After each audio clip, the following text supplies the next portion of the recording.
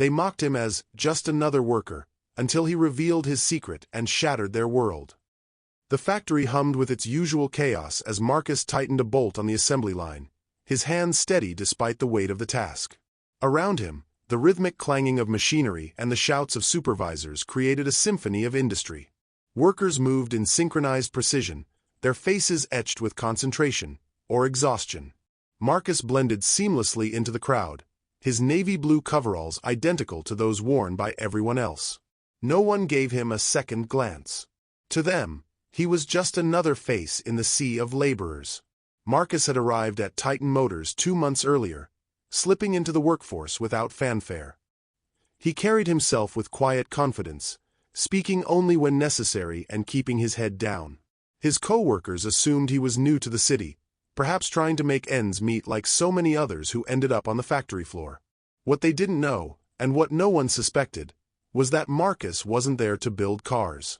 He was there to understand the people building them. On this particular morning, the air felt heavier than usual.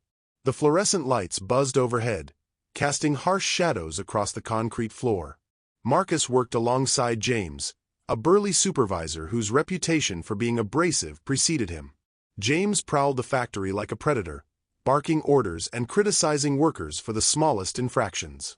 Today, however, his attention seemed fixated on Marcus.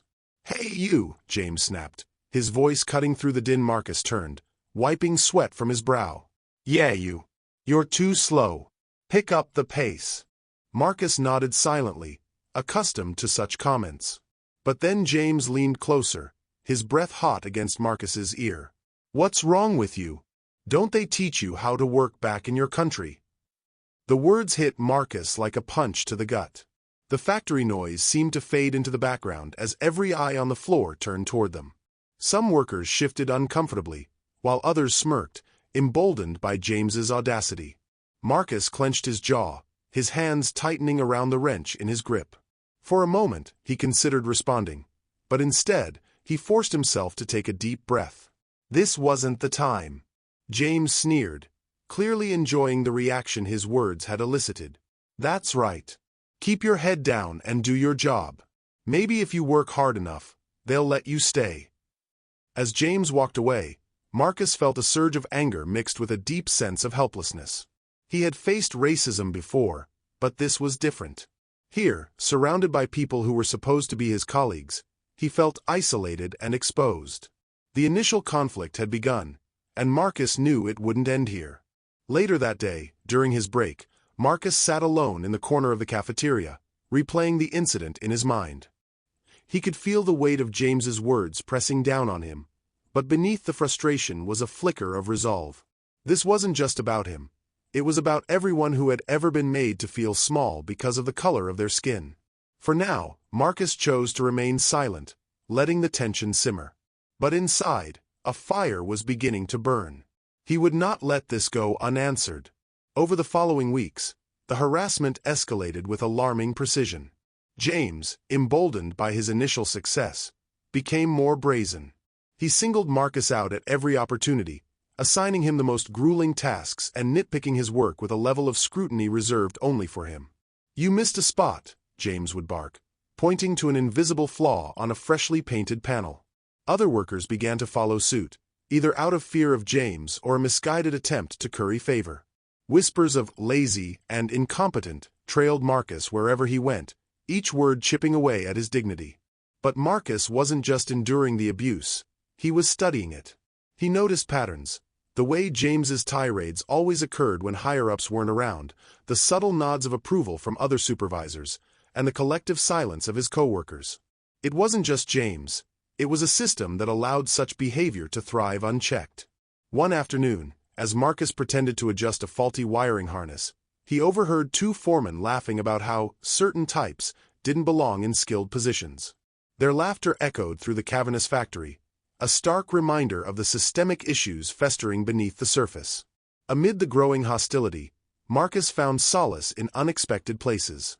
During lunch breaks, he struck up conversations with Maria, a Latina worker who had been quietly enduring her own share of discrimination. She spoke of being passed over for promotions despite her qualifications and the constant microaggressions she faced. "They think we don't notice," she said bitterly, stirring her coffee. "But we see everything." Their bond deepened as they shared stories of resilience and resistance.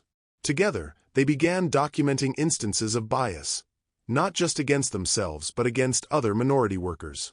Marcus kept a small notebook tucked into his coveralls, jotting down dates, times, and details whenever he witnessed or experienced something amiss.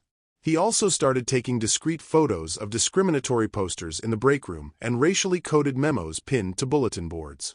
Each piece of evidence strengthened his resolve. Yet, the mounting pressure took its toll. Nights were restless, filled with thoughts of doubt and fear. Could he really pull this off? Was exposing the truth worth the risk? These questions gnawed at him, creating an internal conflict that mirrored the external battle he waged daily. Still, Marcus pressed on, driven by a growing conviction. He realized he couldn't dismantle the system alone, but he could ignite change by revealing its flaws. One evening, after another exhausting shift, Marcus stared at the growing collection of evidence spread across his kitchen table. It was enough. Enough to expose not just James but the toxic culture that enabled him. With a deep breath, Marcus made his decision. The time had come to stop hiding. The day of reckoning arrived under the harsh fluorescent lights of the factory's main conference room. Marcus had called an emergency meeting, citing urgent concerns about workplace safety, a ruse that drew the attention of both management and frontline workers. As the room filled with murmurs of curiosity, Marcus stood at the front, his posture calm but commanding. James, seated near the back, smirked confidently, assuming this was yet another futile attempt by a disgruntled worker to air grievances. Marcus began by recounting the incidents of harassment he had endured, his voice steady but laced with quiet fury. He described the racial slurs, the unfair assignments, and the systemic indifference that had allowed such behavior to persist. Then, without warning, he pulled out his notebook and displayed photo after photo of documented evidence, emails, memos, and candid shots of discriminatory signage. Gasps rippled through the room as the gravity of the situation sank in. "This isn't just about me," Marcus declared, his tone shifting to one of authority. "This is about every person who has been made to feel unwelcome, undervalued, or unseen in this company." With that, he removed his coveralls, revealing a tailored suit underneath. A hush fell over the room as Marcus stepped forward, his identity finally unveiled. "My name is Marcus Carter, and I am the CEO of Titan Motors." The shock was palpable. James's smirk vanished, replaced by a look of sheer panic.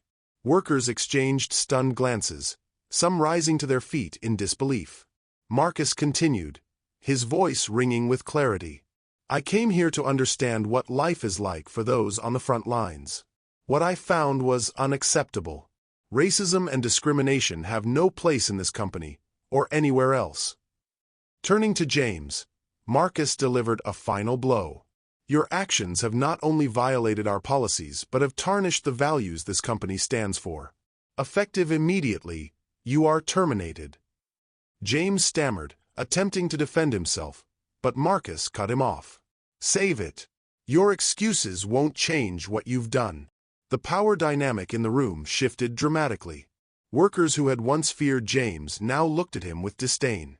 Meanwhile, Marcus's revelation inspired a newfound respect and hope. The bully had been confronted, and justice was served, but this was only the beginning. The immediate aftermath of Marcus's reveal sent shockwaves through Titan Motors. James, once a domineering figure on the factory floor, was escorted out of the building by security, his face pale with humiliation. The sight of him leaving, flanked by guards, was a cathartic moment for many workers who had suffered in silence under his tyranny. Whispers of relief and quiet cheers spread like wildfire, as employees dared to believe that real change was possible. The next morning, Marcus addressed the entire company via a live-stream broadcast to all facilities. Standing in the same conference room where he had unmasked himself, he spoke with unwavering conviction. "Yesterday was not just about holding one individual accountable," he began. "It was about acknowledging the deeper issues that allowed such behavior to fester. Racism and discrimination are not isolated incidents, they are symptoms of a broken system." He announced sweeping reforms aimed at dismantling the structures that perpetuated inequality. Mandatory anti-bias training would be implemented for all employees, from entry-level workers to senior executives. A new diversity and inclusion task force, led by Maria and other minority leaders, would oversee policy changes and ensure accountability. Anonymous reporting channels were established to empower workers to speak up without fear of retaliation. Additionally, Marcus pledged to increase representation of minorities in leadership roles, vowing that Titan Motors would reflect the diversity of the communities it served.